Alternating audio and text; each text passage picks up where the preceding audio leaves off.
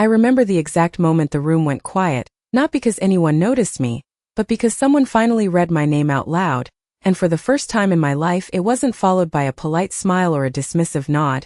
It was followed by silence, the kind of silence that makes people sit up straighter and look at each other like something just shifted and they don't understand how or why. And I was standing in the back of that glass-walled conference room in downtown Boston, next to a tray of untouched coffee cups, wearing the same navy blazer I always wore to meetings I wasn't supposed to speak in, watching my sister Madison sit at the head of the table with a $2.4 million contract laid out in front of her like it had always belonged there, like everything in her life had always belonged there, and my parents were seated beside her, my father leaning back with that satisfied look he only ever had when Madison was about to do something that made him look successful by association, my mother smoothing the edge of the document as if she were already framing the moment in her mind, already imagining the version of the story she would tell at dinner parties later, about how her eldest daughter had closed the biggest deal Carter Development had seen in 5 years, and I was exactly where I had always been, close enough to watch, far enough to not matter, holding a clipboard I didn't need, waiting for instructions no one would give me,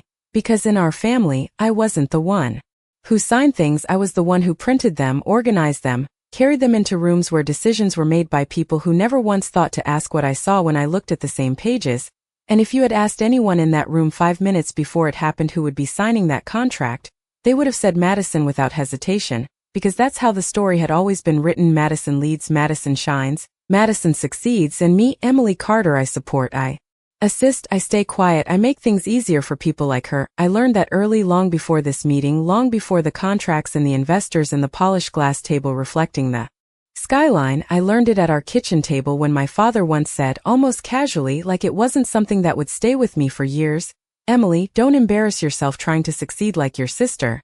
And my mother didn't correct him, she just added softly, not everyone is built for that kind of pressure. And I remember nodding like I understood, like it made sense that there were roles and mine was simply different, smaller, quieter. And I told myself it didn't hurt, that I preferred it that way, that not everyone needed to be at the center of the room. But standing there that day, watching Madison pick up the pen, watching my father glance around the room like he was already accepting congratulations, I felt something tighten in my chest, not anger exactly, something colder, something that had been building for years without anyone noticing, because while they were watching Madison perform confidence, I had been watching everything else, the clauses, the numbers, the inconsistencies no one paused long enough to question, the details buried in pages that passed through my hands every single day. And I didn't realize then how much those quiet hours would matter, how every late night spent reviewing documents no one thought I understood was leading to this exact moment. Because as Madison's pen hovered just above the signature line, the lawyer across the table, Harold Whitman, cleared his throat in a way that didn't match the rhythm of the room, and when he spoke, he didn't look at her. He looked down at the contract again like he needed to be absolutely certain of what he was about to say, and then he said it slow enough that every word landed. Before we proceed, there's something we need to address. And my father's smile flickered just slightly like a light adjusting, and I felt every pair of eyes in the room shift, not toward me, not yet, but toward the paper, toward the place where names are printed and ownership is defined. And I remember thinking for a split second that maybe this was just another correction, another technical delay, something minor that would be fixed in seconds so Madison could continue. But what he said next didn't sound minor, it didn't sound like a delay. It sounded like the beginning of something none of them were prepared for. And in that moment I realized that everything they believed about who mattered in that room was about to be tested, because what they didn't know, what none of them had ever bothered to see, was that my name had been there long before anyone thought to look for it. People think being invisible means you are ignored, but that is not entirely true. It means you are always there, always listening, always watching, and over time, you start to notice things other people miss, like the way my father never actually read past the first page of any contract as long as Madison presented it, or how my mother trusted polished language more than actual substance, or how Madison herself relied on confidence to carry her through details she did not fully understand. And I learned all of that without anyone teaching me, because no one thought I was worth teaching, which meant I was free to learn in ways they never saw coming. And that did not happen overnight. It started years before that conference room, back when Carter Development was still expanding into smaller commercial properties across Massachusetts, when I had just graduated from a state university with a degree my parents politely referred to as practical, which was their way of saying it was not Impressive, Madison had already secured her position in the company straight out of a prestigious business school, complete with a corner office and direct access to investors, while I was given a desk near the copy machine with a job title that sounded temporary even on paper, administrative support, and I remember my first week clearly, not because anything remarkable happened, but because of how ordinary it felt to be overlooked. Madison walked clients through presentations with rehearsed ease. My father introduced her as the future of the company, and I sat in the back taking notes no one would ever ask to see, organizing files that would be reviewed by people who assumed I did not understand them, and at first I believed that assumption too. I told myself that maybe they were right, maybe I was better suited to support roles, maybe not everyone was meant to lead, but something shifted the night I stayed late to reprint a set of documents Madison had marked incorrectly. It was past 10 p.m., the office was quiet, and for the first time I was not rushing. I actually read what was in front of me line by line, slowly, carefully, and I realized that the numbers did not align with the zoning details. The projected return was based on an assumption that had already been revised by the city 2 months earlier, and it was not a small mistake. It was the kind that could cost hundreds of thousands of dollars if no one caught it, and I remember sitting there staring at the page, wondering how something so obvious to me had passed through so many hands without being questioned, and that was the moment I stopped seeing myself the way they did, not fully, not confidently, but enough to start paying attention differently. From that point on, every document that crossed my desk became something I studied, not because anyone asked me to, but because I needed to understand why things worked or failed. I started noticing patterns, clauses that protected one party more than another, language that seemed harmless but shifted responsibility in subtle ways. And I did all of this quietly, without announcing it, without expecting recognition, because experience had already taught me what happened when I spoke up, like the time I tried to point out an inconsistency during a small internal review and my father cut me off mid-sentence with a tight smile and said, "Emily, just make sure the copies are ready." And Madison did not even look at me, she just continued speaking as if I had never opened my mouth. That moment should have discouraged me, and for a while it did. I went back to being silent, back to doing exactly what was expected, but something had already changed. I could not unsee what I had learned, and over time, that quiet understanding became the only thing that felt real to me in a place where everything else was performance. And then there was my grandmother, Eleanor Carter, the one person in the family who never spoke to me like I was an afterthought. She did not praise me in the way my parents praised Madison. She did not offer empty encouragement. Instead, she asked questions, specific ones, about what I noticed, what I thought about certain deals, what I would do differently. And the first time she did that, I thought she was just being kind, but the more we talked, the more I realized she was listening in a way no one else ever had. And one afternoon, sitting in her living room with documents spread across her coffee table, she said something that stayed with me long after. "Your sister knows how to be seen, Emily, but you know how to see." And at the time I did not fully understand what she meant. I only knew that it felt different from everything I had been told before, and I did not realize then how much that difference would matter, or how those quiet afternoons would eventually connect to the moment in that conference room, when everything they believed about me began to fall apart. Madison always had a way of turning every room into a stage, and growing up, I thought that was what success looked like: the ability to speak without hesitation, to make people laugh at the right moments, to walk into a space and immediately be noticed, while I learned how to shrink myself into the background so naturally that even when I stood right next to her, people would still ask if I worked for the company instead of belonging to the family that owned it. And that difference between us was not just personality, it became identity. Something my parents reinforced in ways that were so consistent they felt like facts instead of opinions. Like every Thanksgiving when relatives gathered in our colonial house outside Boston, my father would raise a glass and talk about the future of Carter Development, and without fail, that future always had Madison's name attached to it. "She is going to take this company to the next level," he would say, his voice carrying just enough pride to fill the room, and people would nod, impressed, asking her questions about strategy and expansion while I sat at the far end of the table passing dishes. And if anyone turned to me at all, it was with polite curiosity, the kind reserved for someone whose role had not yet been defined. And I remember one specific dinner when an investor asked my father if both his daughters worked at the company, and before I could answer, he smiled and said, "Madison leads, Emily helps."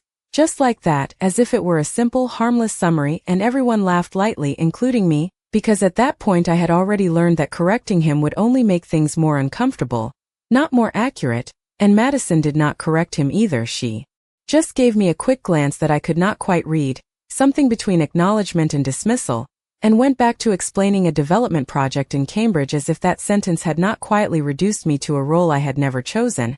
And it was not just at family events, it showed up in every part of our lives. When Madison turned 25, my parents gifted her a brand new luxury SUV, black, fully loaded, the kind of car that makes a statement before you even step out of it.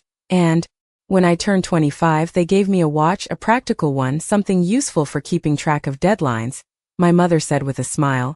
And I thanked them sincerely because I meant it, because I had convinced myself that appreciation was easier than comparison. But moments like that accumulated, small on their own, but together forming a pattern that was impossible to ignore. A pattern where Madison was always the investment and I was always the afterthought, and I did not fully realize how deeply that pattern had shaped me until the day I saw the company brochure updated for a new round of investors. It was sitting on the reception desk, glossy, professionally designed, the Carter development story laid out in clean, confident language, and right there on page 2 was a section titled Leadership Legacy, with a full paragraph about my father, a full paragraph about Madison, and nothing about me, not even a mention, not even in the background, and I stood there longer than I should have, flipping through the pages again as if I might have missed it, as if maybe my name was tucked somewhere smaller, less obvious, but it was not there at all. And when I finally asked my mother about it later that evening, trying to keep my voice neutral, she looked at me with mild confusion and said, "Oh honey, that section is about public-facing roles." Like it explained everything, like it should have made sense that I did not belong in a narrative meant to represent the company. And I nodded again like I always did, but something about that moment stayed with me in a way the others had not, because it was not just about being overlooked in a conversation or a gift or a passing comment. It was about being erased from something permanent, something printed and distributed and accepted as truth by people who would never know otherwise. And that was the night I went back to the office after everyone had left, sat down at my desk under the fluorescent lights, and opened the internal files that no one thought twice about me accessing, not because I had permission in the way Madison did, but because no one saw me as a risk. And as I read through those documents again, slower this time, more deliberately, I started to understand that there was a difference between being unseen and being underestimated, and that difference was something I could use, even if I did not yet know exactly how, because what they had overlooked for years was not just me. It was everything I had quietly learned while standing in the background, and I did not realize then how soon that knowledge would be tested, or how the same people who never thought to include my name in a brochure would soon be forced to see it somewhere they could not ignore. The first time I understood exactly how my parents saw me was not during a big meeting or a family dinner. It was something smaller, quieter, the kind of moment that would not matter to anyone else but somehow stayed with me longer than anything they said out loud. It was a Tuesday afternoon at the office just past 3 p.m., and I had spent most of the day organizing documents for an upcoming investor presentation that Madison was leading, a major redevelopment project along the Charles River. Something my father had been talking about for months as the next defining move for Carter Development, and I had gone through every file twice, making sure everything was aligned, because even if no one noticed when I did things right, they always noticed when something went wrong. And as I was stacking the final set of contracts on Madison's desk, I noticed a discrepancy, not a typo or a formatting issue, something deeper. The ownership timeline for one of the parcels did not match the transfer records from the city, and it was subtle, buried under layers of legal language, the kind of thing you would miss if you were skimming for headlines instead of reading for meaning. And I stood there for a moment debating whether to say anything, because I already knew how that usually went, but something in me hesitated, not out of fear, but out of clarity. I knew this mattered, so I walked into the conference room where Madison and my father were reviewing the presentation, and I waited until there was a pause, which there rarely was, and I said as calmly as I could, "I think there is an issue with Parcel 3, the transfer clause does not match the updated zoning agreement." And for a second no one said anything, not because they were considering what I said, but because they were surprised I had spoken at all. My father looked at me like I had interrupted something important, which I had, and Madison gave a small, controlled smile, the kind she used when she needed to correct someone without appearing harsh, and she said, "Emily, we have already reviewed those documents with legal." And my father added, without even looking at the page I was holding, "If there was a problem it would have been flagged." And I remember holding that paper in my hand, feeling the weight of it in a way that had nothing to do with its physical size, because in that moment it was not just about whether I was right or wrong, it was about whether I was allowed to be right at all. And I could have insisted, I could have pointed to the exact line, explained the discrepancy in detail, but experience told me that pushing further would not change their minds, it would only reinforce the idea that I did not understand my place. So I nodded, said nothing else, and stepped back out of the room, closing the door behind me as quietly as I had entered, and that should have been the end of it. Another small moment added to a long list of times I chose silence over conflict, but later that evening, long after everyone had left, I went back to that same document, sat down at my desk, and read it again, slower this time, tracing each clause, cross-referencing the city records I had memorized over months of quiet work, and the more I looked, the clearer it became. The parcel was not fully transferable under the current agreement.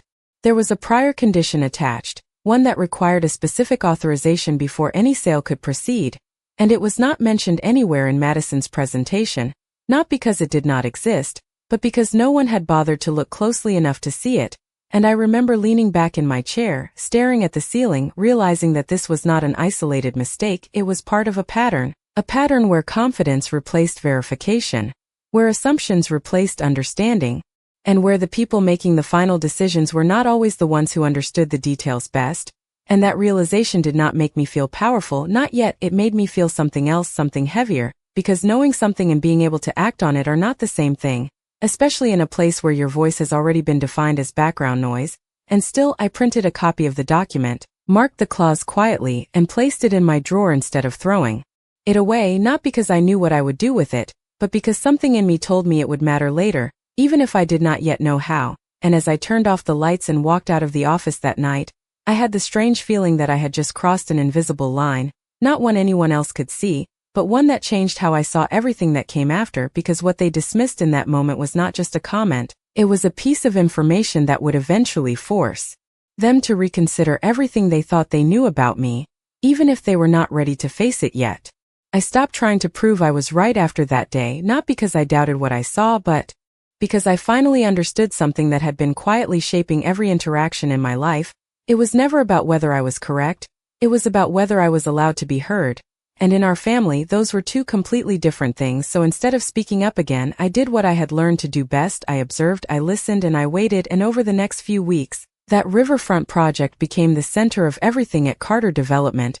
Madison was preparing for investor presentations, my father was scheduling back-to-back meetings, and my mother was already planning how to position the deal publicly once it closed, and I was there for all of it, not in the spotlight, not at the head of the table, but in the margins where the real information lived, printing revised documents, updating spreadsheets, organizing emails that revealed more than anyone realized. And every time a new version of the contract crossed my desk, I compared it to the last, not out of habit anymore, but with intention, and the discrepancy I had noticed before did not go away.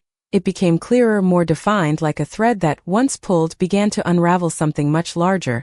The parcel in question was not just misaligned with zoning updates, it was tied to a prior agreement that predated even my father's involvement in the company, something older, something that had been carried forward without being fully understood. And I started to wonder how something like that could exist without being flagged by legal. But then I realized the answer was simple: they were not looking for it because they did not expect it to be there. And that was when I made a decision I had never made before. Instead of waiting for someone else to catch the issue, I began to trace it myself after hours, quietly, using access no one thought twice about granting me. I pulled archived records, old transfer documents, city filings that went back more than a decade, and piece by piece, a pattern started to emerge. The land had changed hands multiple times, but there was always a condition attached. A clause that required a specific authorization before any final sale could be executed, and that authorization was not held by Carter Development, not fully, not anymore. And the more I uncovered, the more I realized that this was not just a technical issue, it was a structural one, something that could halt the entire deal if it surfaced at the wrong time. And for a moment I considered bringing it up again, presenting everything I had found in a way that could not be dismissed. But the memory of that conference room, of my father not even looking at the page, of Madison smiling like I had overstepped, stopped me, because I knew how that would end. They would not see the information, they would see me, and they had already decided what I was worth. So instead I kept going, not to prove them wrong, not yet, but because I needed to understand the full picture. And that was when my grandmother called me. It was a Thursday evening, just after 7 p.m., and her voice, steady but quieter than usual, carried something I could not quite place at the time. She asked me to come by the next day, said she had something she wanted to show me, and I did not think much of it at first. She had always been the one person who spoke to me as if my thoughts mattered, so visits like that were not unusual. But when I arrived at her house the following afternoon, There was something different in the way she greeted me, something more deliberate, as if she had already decided that this conversation would change something, and as we sat down in her living room, with documents spread across the table the way they always were, she looked at me for a moment before speaking, not the way my parents did when they were evaluating me, but the way someone looks when they are about to trust you with something important, and she said, "Tell me what you see in that river project." And for the first time I did not hesitate, I did not soften my words or second-guess my observations. I told her everything, the discrepancy, the clause, the missing authorization, all of it, and she listened without interrupting, without correcting, without dismissing a single point. And when I finished, she leaned back slightly, a faint smile appearing in a way I had never seen before, not proud in the way my parents used the word, but certain, like she had just confirmed something she had suspected for a long time. And then she said something that shifted everything again. "Good, that means you are ready." And I remember sitting there, not fully understanding what she meant, but feeling for the first time that everything I had been quietly building in the background was about to be pulled into the light in a way none of them were expecting. For a moment I thought she was testing me, the way people sometimes do when they want to see how much you actually understand, but the way my grandmother looked at me told me this was something else entirely, something she had been waiting to say. And as she reached over to the side table and picked up a small wooden box, worn at the edges like it had been opened and closed more times than anyone could count, I realized that whatever came next was not going to be casual or hypothetical, it was going to be real. And she placed the box in front of me without rushing, without explaining, just letting it sit there between us like it carried its own weight. And I hesitated before touching it, not because I was unsure, but because I understood instinctively that opening it meant stepping into something I could not step back from, and she must have seen that in my face because she said, quietly, "You have been looking at the company the way it actually is, not the way your father wants it to appear." And there was no judgment in her voice, only confirmation, and I opened the box slowly, expecting documents, maybe old contracts or notes, but what I found was something more deliberate, neatly organized folders, each labeled with dates that went back years, some even before I was old enough to understand what Carter Development was, and at the very top was a document that immediately caught my attention, not because of its design but because of its title. It referenced the same parcel from the River Project, the same one I had been tracing on my own, and as I lifted it out and started reading, I felt that same clarity I had experienced late at night in the office, but stronger this time, sharper, because this was not just a discrepancy, it was the origin of everything I had been uncovering. The land had never been fully transferred to Carter Development in the way my father believed. A portion of the rights had been placed into a separate legal structure years ago, one that required explicit authorization before any sale could be finalized, and that authorization was not something that could be assumed or bypassed. It had to be granted, specifically, intentionally, and I looked up at my grandmother already, knowing the answer before she said it, and she nodded slightly as if acknowledging that I had connected the pieces on my own. And then she said, "I built that structure myself," and for a second the room felt smaller, not physically, but in the way everything I thought I understood about the company shifted at once, because I had always known she played a role in its early days, but I had never realized how much of it still depended on decisions she had made long before I was paying attention. And she continued, not as a lecture, but as a conversation, explaining how the clause had been designed to protect the land from being sold under the wrong conditions, how it had been carried forward quietly, overlooked as ownership changed hands on paper but never fully dissolved, and how over time, the people running the company had stopped looking closely enough to remember why it existed in the first place. And I listened without interrupting, not because I had nothing to say, but because I was trying to absorb the full weight of what she was telling me. And then she said something that made everything else fall into place. "The authorization is not with your father," and she paused just long enough for me to understand the implication before she finished. "It is with me, and I decide who holds it next." And I felt something shift inside me again, not sudden or dramatic but steady, like a foundation settling into place, because for the first time the information I had been collecting in the background was not just knowledge, it was leverage, and she did not frame it as power, she framed it as responsibility, explaining that understanding something is not the same as using it correctly, that timing matters, that intention matters, and that what comes next would depend on whether I was willing to step out of the role everyone had assigned me. And I remember sitting there, the document still in my hands, realizing that everything I had been taught about my place in the family, about who leads and who supports, had been based on assumptions that were about to be challenged in a way none of them would see coming. And I did not realize then exactly how that would unfold, or how soon, but I understood one thing clearly: the next time that contract appeared on a table, it would not belong to the person everyone expected, and what my grandmother had just given me was not just information, it was the ability to decide when that moment would happen. That night, I did not sleep the way I normally did, not because I was anxious, but because my mind kept replaying every word my grandmother had said, not as a warning, but as a realization that everything I thought was fixed in my life was actually something that could shift depending on what I chose to do next. And for the first time, the role I had been living in felt less like a limitation and more like a position no one had bothered to question. And the next morning when I walked into the office at 8:15 a.m., everything looked exactly the same as it always did: the glass doors, the reception desk, the quiet hum of printers warming up, Madison's assistant already setting up her schedule for the day. And yet nothing felt the same to me anymore, because now I understood something none of them did. I was no longer just observing the system. I was part of the mechanism that controlled whether it worked or failed. And I moved through the day the way I always had, answering emails, organizing files, sitting in meetings where my presence was expected but my voice was not. And I watched as the Riverfront project moved closer to final approval, investors confirming their participation, legal preparing the final contract draft, my father growing more confident with each passing hour, and Madison stepping into every room like the outcome had already been decided, like the signature at the end of that document already belonged to her, and no one questioned it, not even for a second, because from the outside everything appeared aligned, the presentation was polished, the numbers were compelling, the timeline was aggressive but achievable, and the only thing missing was the detail no one had taken the time to understand, the one condition that could stop everything if it surfaced at the wrong moment, and I had to decide what that moment would be. Because my grandmother had not told me what to do, she had only made it clear that the decision was mine, and that responsibility sat with me in a way I had never experienced before, not heavy, not overwhelming, but precise, like a point of focus that everything else began to orbit around.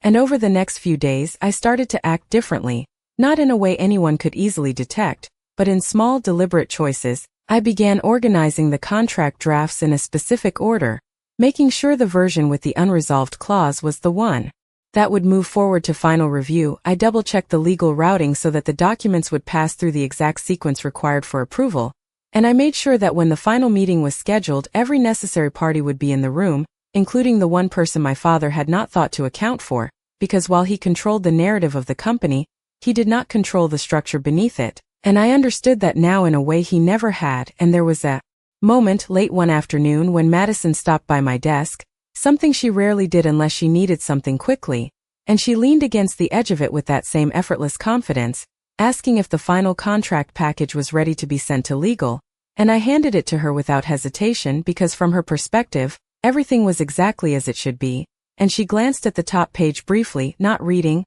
just confirming that it looked complete. And then she smiled, not at me but at the idea of what was coming, and said, "This is going to be the biggest deal we have closed this year." And I nodded because she was not wrong, she just did not understand what kind of deal it was going to become, and as she walked away, I realized that this was the last moment before everything shifted, the last moment where the story they believed about themselves remained intact. And I did not feel the need to correct her. I did not feel the urge to explain what I knew, because for the first time I understood the value of timing, that revealing the truth too early would only give them time to adjust, to control the outcome in a way that maintained their version of reality.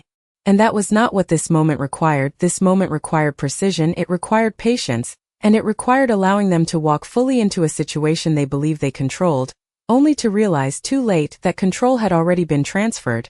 And I did not realize then exactly how they would react, whether it would be denial, confusion, or something else entirely, but I knew one thing with certainty. When that contract was finally placed on the table, it would not matter how many times they had said my name did not belong in those rooms, because in that moment it would be the only name that mattered. The morning of the signing arrived with the kind of quiet confidence that only comes from believing everything is already under control, and by 9 a.m., the conference room on the 18th floor was set exactly the way my father preferred: polished glass table, skyline view stretching across Boston, printed contracts aligned in neat stacks at each seat, water glasses placed precisely 2 inches from the edge, every detail curated to signal authority and certainty. And I arrived 15 minutes early, not because anyone expected me to, but because I always did, taking my usual position near the sidewall, just close enough to assist if needed, just far enough to remain unnoticed, and one by one the room filled, first the legal team, then the investors, then my father and Madison together, their conversation light, almost celebratory, as if the outcome had already been secured, and Madison looked exactly the way she always did before a major presentation, composed, focused, confident, in a way that made people assume she understood everything in front of her. And maybe in most cases she did, but not this time, not with this contract, and I watched as she greeted each person at the table, shaking hands, making eye contact, setting the tone for what she believed would be a seamless closing, and my father took his seat beside her, leaning back slightly, scanning the room with the quiet satisfaction of someone who thinks he has anticipated every variable, and for a moment, everything unfolded exactly as they expected. The lawyer, Harold Whitman, began outlining the final structure of the deal. The investors nodded along, the presentation aligned with the documents, and Madison flipped through the contract pages with practiced ease, pausing only where signatures would be required, and I stood there, still silent, not because I was unsure, but because this was the point my grandmother had meant, the moment where timing mattered more than anything else, and I could feel it approaching, not as a sudden shift, but as a gradual tightening in the room, something subtle that had not yet been recognized by anyone else. And then Harold reached the final section of the contract, the part no one ever really reads out loud because by that point, everyone assumes the details have already been handled, and he paused, just slightly, long enough for it to register as unusual, and Madison glanced up, her expression unchanged but her attention sharpened, and my father leaned forward a fraction, as if anticipating a routine clarification, and Harold adjusted his glasses, looking down at the document again, not rushed, not uncertain but deliberate, and that was when I knew the moment had arrived, not because of what he said yet, but because of the way the room shifted before the words even came, and he began to speak, slowly, clearly, as if each word needed to be placed exactly where it belonged. There is a condition attached to Parcel 3 that must be addressed before execution, and I saw the first flicker of confusion cross my father's face, not concern, not yet, just the smallest break in expectation, and Madison responded quickly, her tone controlled, professional, that has already been reviewed with legal, and for a second it looked like the moment might pass, like the assumption of certainty would override the need to verify, but Harold did not move forward. He did not flip the page or adjust his explanation to fit their expectations. He simply continued, "The authorization required for this transfer is not held by Carter Development." And that was when the room changed, not dramatically, not all at once, but in a way that could not be undone, because now the assumption that everything was aligned had been challenged, and I remained exactly where I was, hands still, expression neutral, as every eye in the room shifted back to the contract, to the lines no one had read closely enough before, and I could feel the weight of that realization building, not just for them, but for me as well, because this was the moment everything I had seen, everything I had understood in silence, was about to become impossible to ignore, and I did not realize then how they would react once they understood what was missing, or how quickly the focus would shift from the document to the person who could resolve it. But I knew one thing with complete clarity: the version of the story they had walked into that room believing was about to change, and there was no way for them to stop it once it started. For a moment no one spoke, not because they did not understand what Harold had said, but because they were trying to reconcile it with everything they believed to be true, and I watched that process happen in real time, the way confidence slowly gives way to doubt when something does not fit the narrative you have been relying on. And my father was the first to respond, his voice steady but tighter than before. "That is not possible. We have full ownership of that parcel." And he said it the way he always did, as a statement, not a question, as if certainty alone could override what was written in front of him, and Harold did not argue. He did not raise his voice or challenge the tone. He simply turned the document slightly, pointing to the clause I had been tracing for weeks, and said, "The ownership is conditional. The transfer requires authorization from the controlling party of the original structure." And I saw my father's eyes move to the page, not skimming this time, not assuming, actually reading, and that was when the second shift happened, quieter than the first but more significant, because now the information was no longer abstract, it was undeniable, and Madison leaned in as well, her expression still composed but more focused, and she scanned the lines quickly, her confidence adjusting in real time as she tried to process something she had not anticipated. And she spoke again, more carefully now. "Who holds that authorization?" And it was a simple question, direct, professional, but it carried more weight than anything she had said before because for the first time she was not leading the conversation, she was reacting to it. And Harold did not answer immediately, not because he did not know, but because timing once again mattered, and he looked up from the document, scanning the room briefly, as if confirming that everyone present understood the significance of what he was about to say, and then he spoke. The authorization was retained under a separate legal structure established years ago. And my father interrupted, not impatiently but with a controlled urgency. Then we will obtain it. Who do we need to contact? And for a second I almost smiled, not because it was amusing but because it was predictable. He still believed this was something external, something that could be handled the way everything else in his world was handled, with a call. Negotiation, a solution that reinforced his position, and Harold's response was calm, almost neutral. The authorization is not external. And that was when the room went completely still, not shifting, not adjusting, just still, because now the assumption that this was a minor complication had been removed, and what remained was something much more precise, something that required a different kind of answer. And I could feel the attention in the room narrowing, focusing not yet on me but on the space where the answer would come from. And Madison looked at my father briefly, just a glance, but it was enough to show that even she did not have immediate control of the situation anymore. And my father leaned forward again, his tone measured. Then where is it held? And Harold did not hesitate this time. He did not look down at the document again or adjust his phrasing. He simply answered, "It is held within the Carter family." And that was the moment everything shifted from confusion to realization, because now the issue was not procedural, it was personal, and I saw it in the way my father's posture changed, the way Madison's expression tightened just slightly, not outwardly, not enough for most people to notice, but enough for me because I had spent years watching those subtle changes, and I remained where I was exactly as before, not stepping forward, not drawing attention, because this was not the moment to move, it was the moment to let the truth reach its own conclusion. And I did not realize then exactly how quickly they would connect the final piece, or how they would react when they did, but I understood that the question they had just asked was about to bring them to an answer they had never once considered. And for the first time in my life, I was not waiting for permission to be part of the conversation. I was waiting for them to realize that I already was. It was my father who said my name first, not because he understood what was happening, but because he was trying to eliminate possibilities as quickly as possible.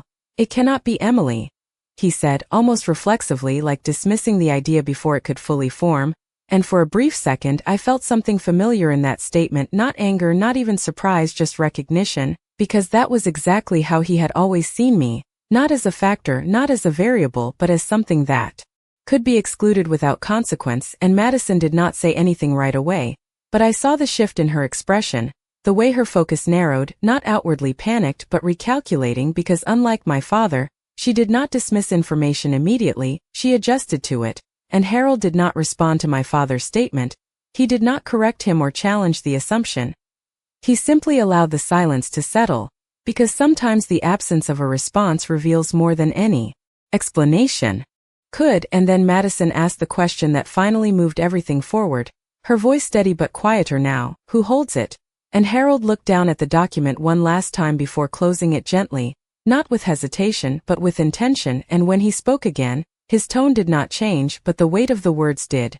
The authorization was reassigned under the terms of the original structure, as specified by Eleanor Carter. And that name, spoken out loud in that room, carried a different kind of authority, one that did not rely on current titles or positions, one that existed before all of us were sitting at that table.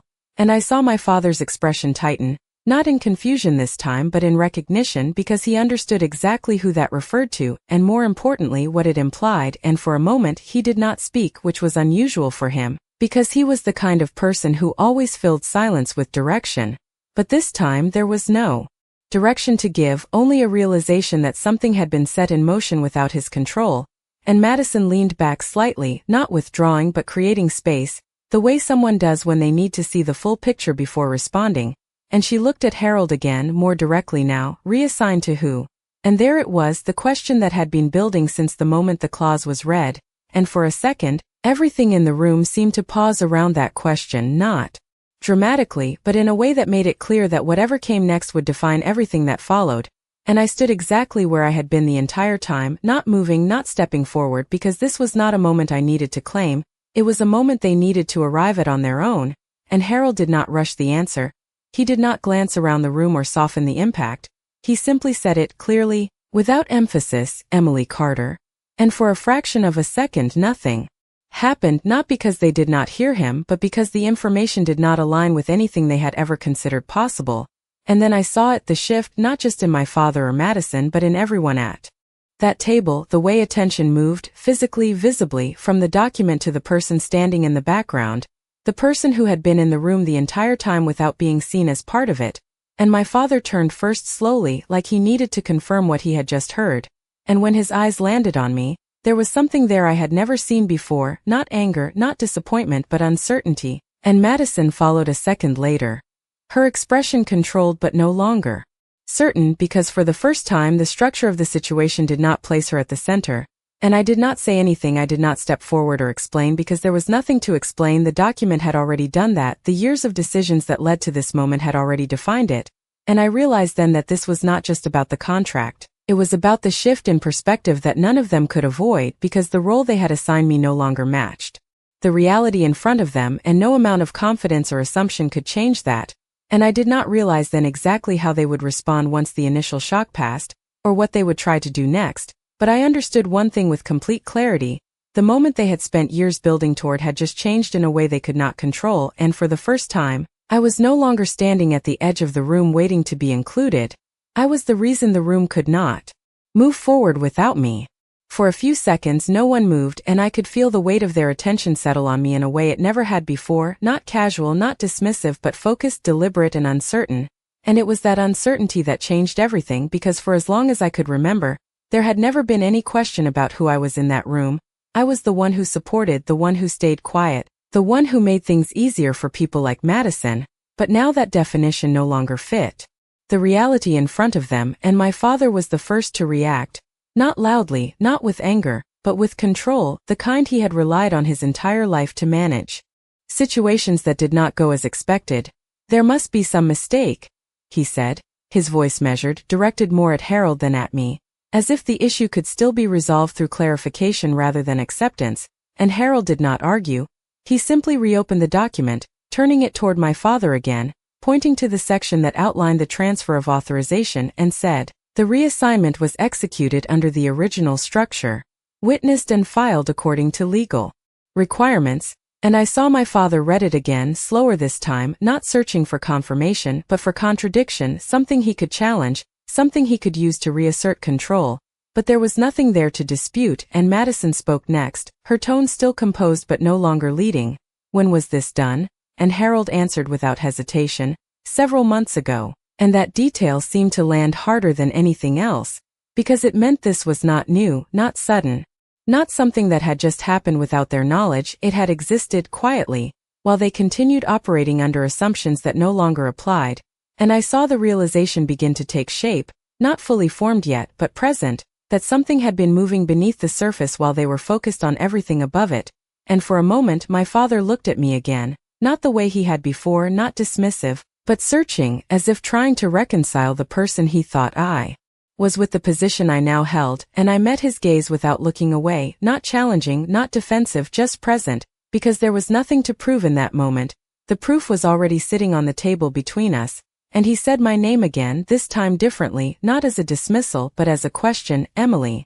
And I realized then that he was waiting, not for confirmation from Harold, but for something from me, an explanation, a reaction, something that would help him reestablish the structure he understood. And for a brief second, I considered responding the way I always had, softly, carefully, minimizing myself to make the situation easier. But that instinct felt distant now, almost unfamiliar, because the position I was in did not require me to justify it. It required me to acknowledge it. And I took a step forward, not dramatic, not sudden, just enough to close the distance between where I had been standing and the table. And I said calmly, "It is not a mistake." And the room held that statement differently than anything I had ever said before, not because of the volume or the words, but because of what stood behind them.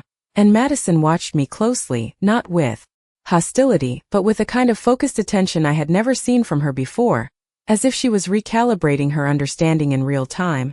And my father leaned back slightly, not retreating but adjusting, and for the first time, there was no immediate response, no correction, no instruction.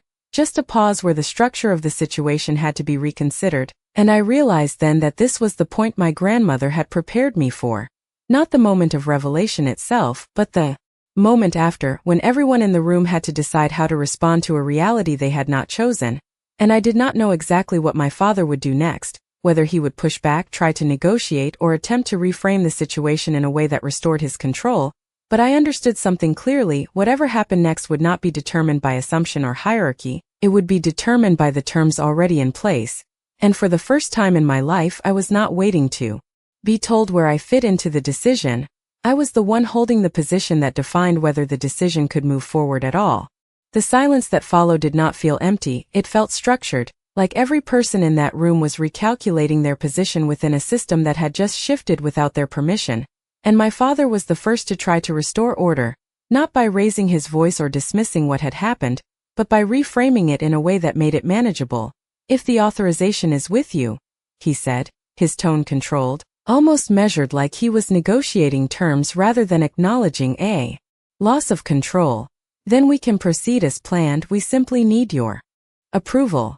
And for a moment the room seemed to accept that framing because it was familiar. It suggested that this was still a process he could guide, that the structure had not fundamentally changed, only adjusted, and I understood why he approached it that way, because that was how he had always handled complexity, by absorbing it into a system he controlled.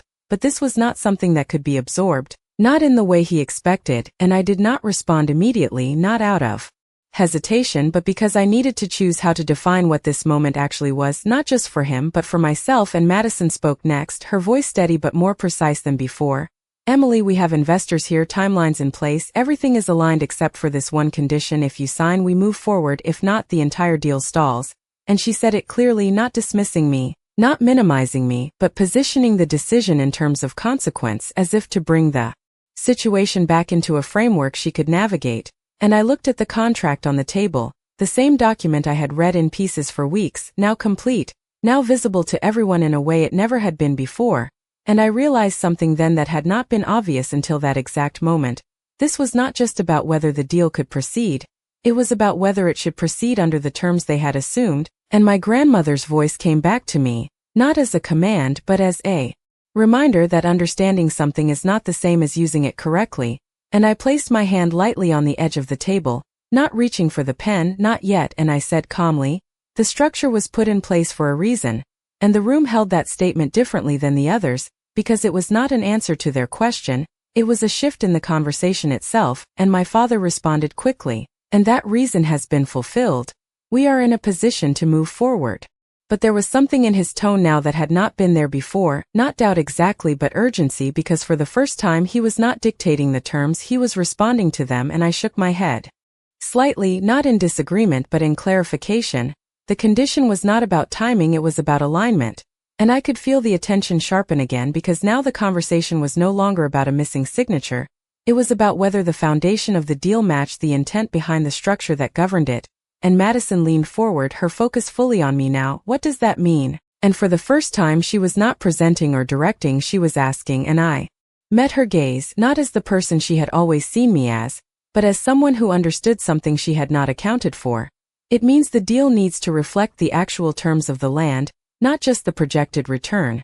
And I saw the shift again, not just in her, but in the investors at the table, because now the issue was no longer internal, it was material. It affected the validity of the entire agreement. And my father's expression tightened, not in anger but in calculation. "We can revise the terms," he said, already moving toward a solution. But this time the solution did not start with him, and I realized that this was the point where everything my grandmother had prepared me for came into focus, not as a single decision, but as a series of choices that would define what happened next. And I did not realize then exactly how far this would go, or how much would need to change before it could be resolved. But I understood one thing clearly: this was no longer a situation where I was being asked to approve something that had already been decided. This was a moment where the decision itself had to be reconsidered. And for the first time I was not adjusting to their expectations, they were adjusting to the reality I now held. For a moment no one spoke again, but this time the silence was different. It was not confusion or hesitation, it was recognition. The kind that settles in when people realize the structure they relied on no longer supports them the way they expected. And I could see it in the way the investors leaned back slightly, not disengaging but reassessing, in the way Madison's posture shifted from control to calculation, and in the way my father's expression held steady, not because he had regained control but because he was deciding how to move forward without it. And I looked at the contract one more time, not as a document to be approved, but as something that had finally revealed what it actually was, a reflection of assumptions that had never been fully examined, and I understood then that this moment was not about stopping the deal or proving anyone wrong. It was about deciding whether the outcome matched the reality beneath it. And I reached for the pen, not quickly, not dramatically, just deliberately, and I felt every eye in the room follow that movement, not because they were waiting for permission anymore, but because they understood that whatever happened next depended entirely on what I chose to do. And I signed, but not where they expected, not under the original terms that had been presented as final. Instead, I signed the revised authorization that Harold had prepared, the one that incorporated the actual structure of the land, the one that required the deal to be adjusted before it could proceed. And I placed the pen down without looking up immediately, because I knew what that signature meant, not just for the contract, but for everything that came after. And when I finally did look up, the room had changed again, not with shock this time, but with acceptance, because the decision had been made, not by assumption, not by hierarchy, but by the terms that had always been there, waiting to be acknowledged. And Madison was the first to speak, her voice steady, but different now, not leading, not correcting, just acknowledging. We will revise the terms. And it was not a concession, it was an adjustment to reality, and my father nodded once slowly, not in agreement with me, but in recognition of what had happened, and there was something in that moment that I had not expected, not approval, not even understanding, but a shift, subtle but undeniable, in the way he looked at me, as if the category he had placed me in no longer applied. And the meeting moved forward after that, not as planned, not as they had envisioned when they walked into the room, but as something more precise, more aligned with what had actually been there all along. And I stepped back again, not because I was returning to the background, but because I no longer needed to stand at the center to be part of the decision. And as the conversation continued around me, adjusting timelines, redefining expectations, I realized something that had nothing to do with the contract itself. For years, I had thought success meant becoming visible in the way Madison was, speaking louder, leading more, proving that I could match what everyone else valued. But standing there, watching the outcome unfold based on something I had built in silence, I understood that visibility was not the same as value, and that the role I had been given had never defined what I was capable of, only what others were willing to see. And I did not know what would change after that day, whether my father would treat me differently, whether Madison would adjust how she saw me, or whether the company itself would shift in ways that reflected what had just happened. But I knew one thing with complete certainty: the next time my name appeared on a contract, it would not be as an afterthought, and it would not be something anyone could overlook, because what they had spent years underestimating had finally been placed in a position they could not ignore, and there was no way to return to the version of the story where I did not matter, not after this, not